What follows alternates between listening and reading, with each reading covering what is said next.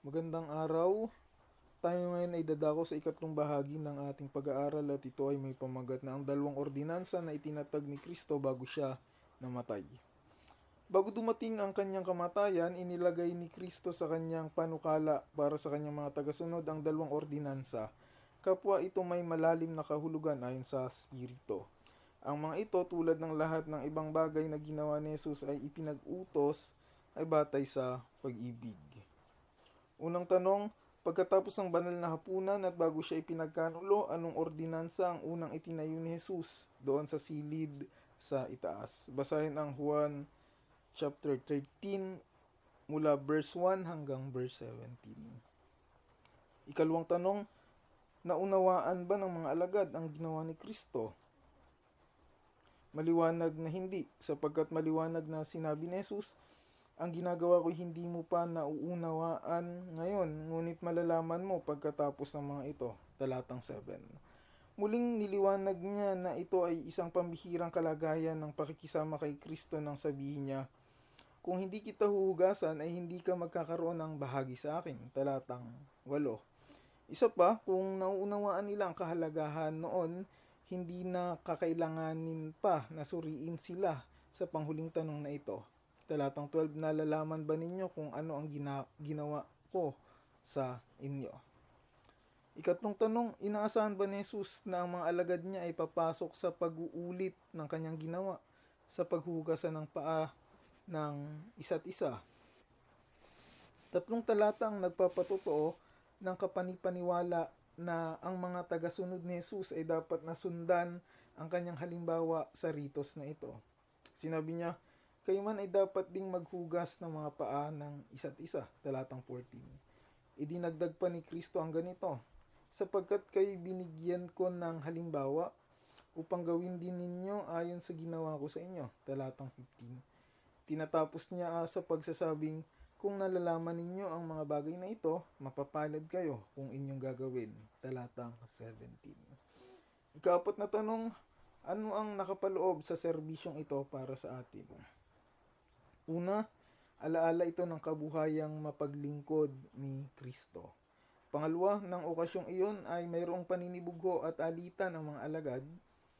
Lucas 22 verse 24. Kung kaya nang hugasan ni Jesus ang kanilang mga paa, sila ay nagpakababa. Kaya, ang ritos na ito ay nakatulong upang manatili ang espiritual na pagsasamahan ng magkakapatid. Ikatlo, ang ritos na ito ay nagsisilbing isang maliit na larawan ng muling pagbabautismo. Basahin ang Juan 13 verse 10. Ang nahugasan na, ang paghuhugas na bautismo ay hindi na nangangailangang muling binyagan kung siya ay makagawa ng isang pagkakamali. Hindi siya nawawalan ng pananalig kay Kristo. Ang paghuhugas ng paa ay isang palagiang katiyakan ng lumilinis na biyaya ni Kristo. Bilang isang alaala ng paglilingkod ni Kristo, makapagtuturo ito sa atin upang magpakumbaba at paglingkuran ng iba gaano man kalaki o lalim ng pangailangan.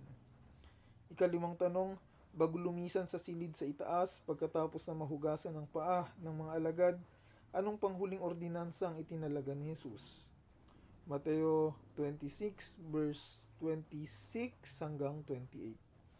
Habang sila'y kumakain ay dumampot si Jesus ng tinapay, binasbasan niya ito at pinagputol-putol at ibinigay sa mga alagad at sinabi, kumuha kayo, kainin ninyo, ito ang aking katawan. At kumuha siya ng isang saro at nang makapagpasalamat ay ibinigay sa kanila na nagsasabi, uminom, uminom kayong lahat nito sapagkat itong aking dugo ng tipan na nabubuhos dahil sa marami sa ikapagpapatawad ng mga kasalanan. Basahin din ang unang Korinto 11 verse 23 hanggang 29, unang Korinto 10 verse 16 at 17. Upang makinabang ng malaki sa serbisyong ito, ang banal na hapunan ay sumasaklaw sa apat na gawain ng pagtatalaga. Una, nariyan na ang gawain ng pag-aalala sa kamatayan ng Panginoon, unang Korinto 11:24 at 26.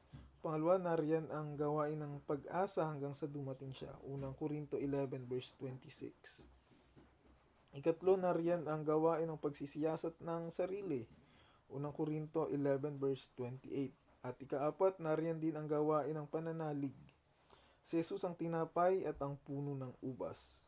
Juan 6 verse 48 hanggang 58 at chapter 15 verse 1 hanggang 5. Ang serbisyo ng komunyon ay binubuo ng dalawang bahagi. Una, ang serbisyo ng paghuhugasan ng paa, isang subukan ng tunay nating saloobin sa isa't isa. Ito ay isa ring tagapagpaalala na kailangang tayo ay maging malinis kung lumalapit sa hapag ng Panginoon. Unang Korinto 10 verse 21.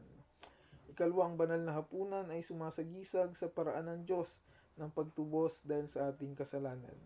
Hindi natin masasabing iniibig natin si Jesus at pagkatapos ay iiwas sa dakilang alaala ng kanyang pag-ibig sa atin.